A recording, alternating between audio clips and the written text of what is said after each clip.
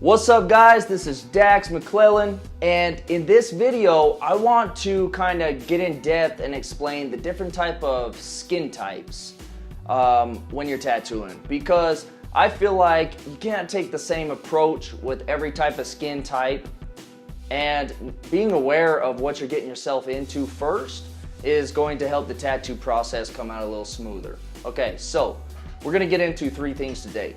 We're gonna get into first, let's get into the soft versus rough skin. Okay, so with soft skin, what I mean by this is like baby soft, you know, like a girl's smooth, soft skin. With that type of skin, you're going to want to run your needles or run your machines a little softer. You also might want to hang your needles a little less. You want to experiment with that one though. It depends on your style of tattooing. But also you're gonna want to push less on the skin because it's easier for the needle to go and penetrate the skin.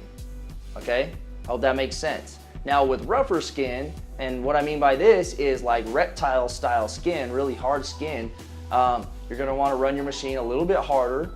You might want to hang out your needle a little bit more. Once again, test this one out. And you're going to want to push harder into the skin to get it in there. Now, one little tip I want to give with people, because rough skin is a little harder to create smoother blends with your colors. It's harder to make those smooth light gray shades as well with your gray wash. Is the day before your appointment or a couple days before, if a person's got reptile skin and you know it, tell them to put some lotion and moisturize that skin for a couple days before their appointment. And I think that's gonna help you out. That's gonna create smoother blends with that type of skin. Now, the second thing I wanna go into is dark skin versus light skin and the differences. Now, with dark skin, with portraits specifically, you're gonna wanna use less light midtones, obviously, because they're not gonna show up on dark skin. So with a portrait, you're going to want to use some of the skin tone as the portrait. At least you're gonna use more skin tone than you would on a lighter skin person for a portrait or something like that.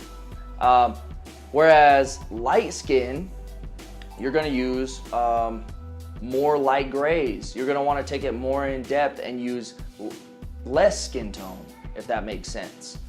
Now, back to darker skin, the skin kind of swells up a little more than lighter skin usually. And I don't really know why that is, but in my experience that happens.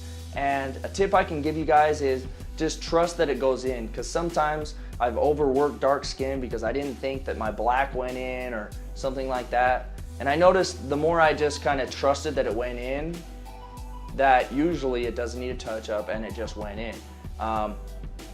With black skin, it usually goes in kind of like butter. So you don't really need to sit there and overwork the skin. Don't do that. But another thing I want to bring up is with darker skin, you don't really get vibrant colors. So keep that in mind. If you're tattooing a darker skin, a lot of colors won't even show up. But there's a few colors that will, but still they're not going to be vibrant most of the time, depending on the darkness of the skin. Whereas light skin, the colors can be super vibrant. And that's up to you whether you want to do that or not, but that's just one thing to keep in mind is lighter skin, you're able to give more vibrant tattoos, and it's good to let your client know what they're getting themselves into beforehand so there's no expectations that are unreal. Okay, so last thing I want to get into is body placements, because different places on the body, the skin, it works a little different. For example, like the head and the calf. The head and the calf, they're tighter skin, if you've ever tattooed them. Whereas the ribs is a little softer skin. So you want to keep that in mind. And the differences that I've found is on tighter skin, like the head and the calf, you're gonna want to hang your needle out less. You're gonna want to run your machines lower. And the reason why is because, you know, the elasticity of the skin. There's really no bounciness, so there's no give. When the needle hits, what hits is what goes into the skin. Exactly. There's no kind of spring to that. Whereas on the ribs, you hit and it might not even go in because it's just bouncing around on that fatty skin. It's more elastic. So yeah, like, and for example, the ribs, the boob, those are, you know, looser skin. So what you're gonna wanna do with them is you might want to hang your needle out more and maybe run your machine a little higher. But you wanna test this out. It always depends on, you know, your hand speed and how you personally work. Try these things out for yourself. Also, with tighter skin, you're gonna stretch the skin less, obviously, because it's already tight. So you don't need to do that. Now, with looser skin, you want to stretch the skin a little more. And you want to play with stretching the skin and be aware of what you're doing, because I found a lot of tattoo artists, especially with rotary machines, they're stretching the skin way too tight. Sometimes if they just let it out a little bit, they can create smoother blends, everything goes in faster, just like butter, and the whole process becomes a little simpler. So test that out, be aware of what I just said. Okay, so to recap, number one, I just went through the softness and the rougher skin, okay? I also went through the dark skin and the lighter skin. And I also went through the tighter skins versus the looser skins on different body placements. So if you like this video, make sure you subscribe and share it with a friend.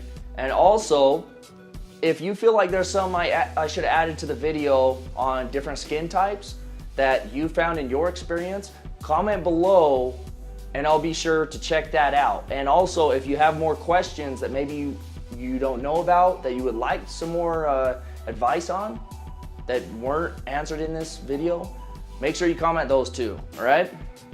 Once again, Dax McClellan, done.